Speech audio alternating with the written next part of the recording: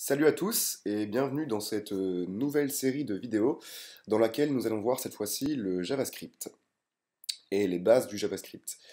Donc j'avais déjà fait des vidéos sur le JavaScript mais que je pense qu'elles n'étaient pas assez complètes. Donc cette fois-ci on va y aller vraiment pas à pas, étape par étape, en voyant vraiment chacun des aspects du JavaScript. On va voir d'abord donc les variables, on verra ensuite les fonctions, les conditions, les boucles, et ainsi de suite.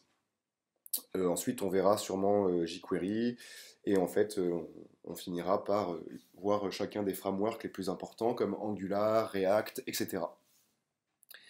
Donc, on va commencer tout de suite. On va créer un petit dossier qui va s'appeler tuto JavaScript, et on va aller ouvrir ça dans Atom. On va créer un nouveau fichier que l'on va appeler index.html.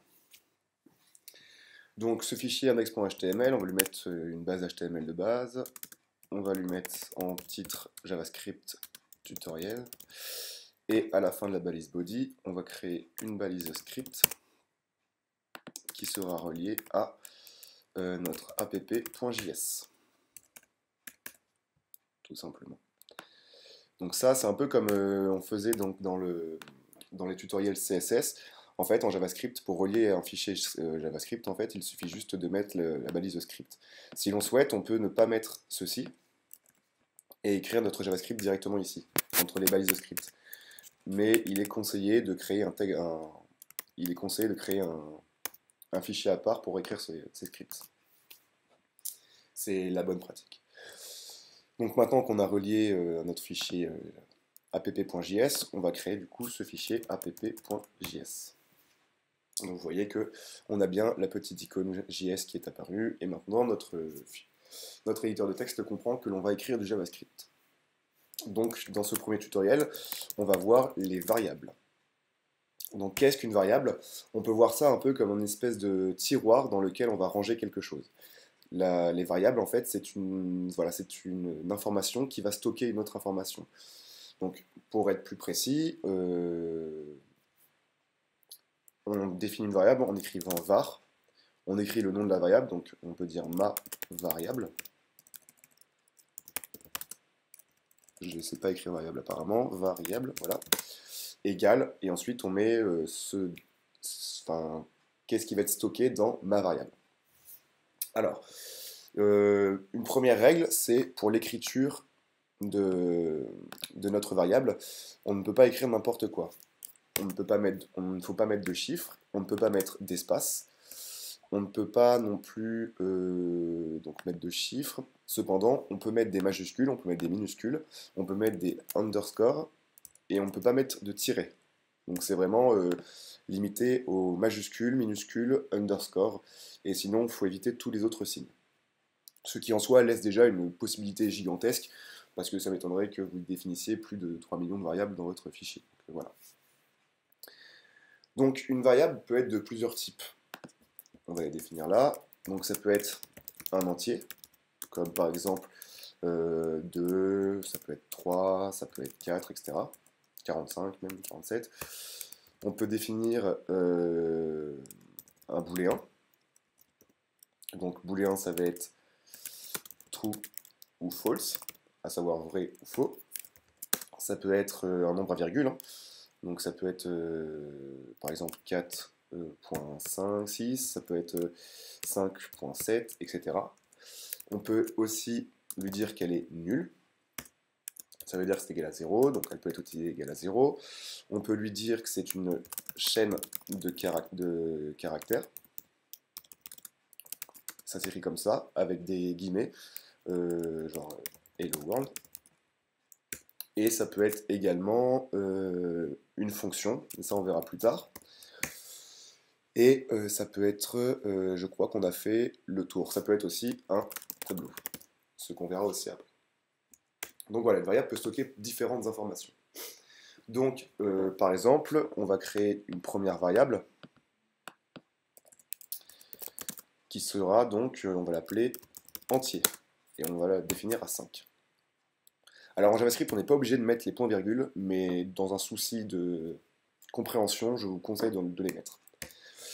Donc voilà, là on a une variable qui s'appelle entier et qui est égale à 5.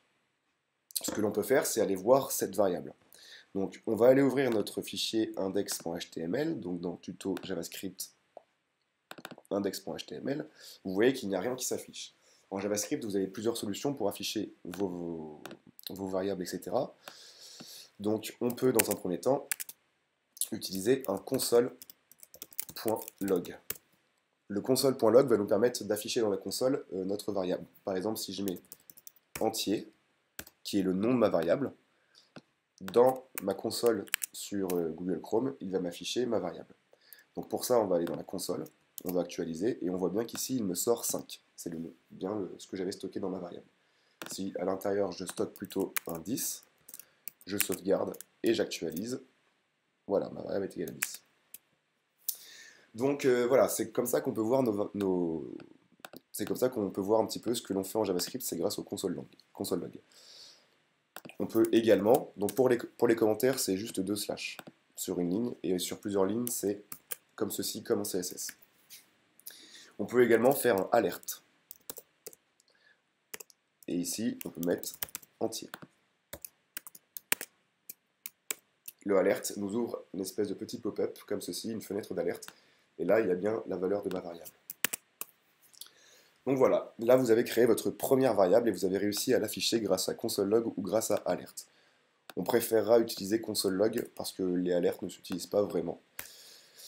Il faut savoir aussi donc que l'on peut, si l'on veut, concaténer. Donc concaténer, ça permet de mettre à la suite plusieurs valeurs, etc.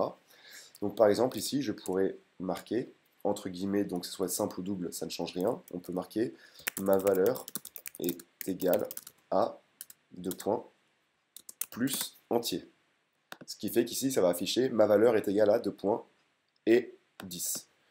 Je vais actualiser pour voir dans ma console. Ma valeur est égale à 10. Et ça ne change rien après si je change l'intérieur. Là, je peux mettre 9. J'actualise, j'ai bien 9. Donc là, c'est vraiment la base de la base du JavaScript, c'est-à-dire les variables. Donc c'est pareil, on peut créer une nouvelle variable qui s'appellera chaîne. Et la variable chaîne, on peut peut-être lui faire passer cette phrase, par exemple. On va faire couper, on va la coller ici. Et ici, on peut mettre chaîne plus entier. Ce qui fait que ça va afficher la variable chaîne et la variable entier. Si on retourne ici, ma valeur est égale à 9. Ça n'a rien changé. Donc là, on a créé une chaîne de caractères, on a créé un entier. On peut également créer un entier donc avec une virgule. Hein. Ça ne changera rien. Exactement. Et on peut aussi donc avoir des variables qui s'appellent des booléens. Donc là, on va créer variable bool et on va lui dire qu'elle est égale à true. Plus bool. Je sauvegarde, j'actualise, et là il me dit true. Ça veut dire que c'est vrai. Donc voilà comment on définit des variables de base. Cependant, après, il y a d'autres choses, comme par exemple les tableaux. Donc, qu'est-ce qu'un tableau? C'est une variable un peu pareille, donc que l'on va appeler par exemple ici tableau, et qui est égale, voilà, on ouvre 2 crochets, et en fait là on va pouvoir stocker plusieurs variables à l'intérieur d'une variable. Donc par exemple, variable tableau, on peut lui dire que c'est 1, 2, et 3. Voilà, ce qu'on va faire, c'est qu'ici on va mettre en commentaire toutes les variables que l'on a fait, comme ceci. On va prendre notre console log, on va enlever ce qu'on avait mis à l'intérieur, et ici on veut juste afficher notre tableau. On va sauvegarder, et on va aller voir ce que ça donne. Il nous donne 1, 2 et 3 sous forme d'un tableau. Cependant, moi j'aimerais afficher seulement la première valeur du tableau, le 1. Donc pour ce faire, comment je vais faire? Je vais mettre ici 2 crochets après ma variable tableau, et je vais mettre 0. Pourquoi 0? Parce qu'en fait, dans un tableau, ça commence à 0, les index. C'est-à-dire qu'en fait, le 1 correspond à 0, le 2 correspond à 1, le 3 correspond à 2. C'est parce que ça commence à 0. Donc là, ça va m'afficher la valeur 1. Je sauvegarde, et il m'affiche 1. Imaginons qu'ici je mette 6, ici je mette 1000, et ici je mette 43. Là, ça va m'afficher 6. Exactement. Si je veux afficher la deuxième valeur, je fais tableau 1. Il m'affiche 1000. Et si je veux afficher 43, je mets tableau 2. Il m'affiche 43. Donc voilà comment on crée un tableau. Ça nous permet donc de stocker plusieurs valeurs. Ça ne peut, c'est pas forcément obligé d'être uniquement des entiers, enfin ou des nombres. On peut également mettre ici une chaîne de caractères, par exemple hello.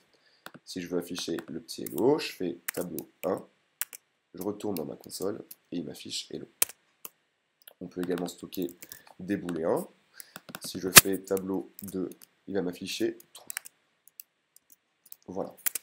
Donc les tableaux, c'est vraiment extrêmement utile parce que ça nous permet vraiment de stocker beaucoup d'informations.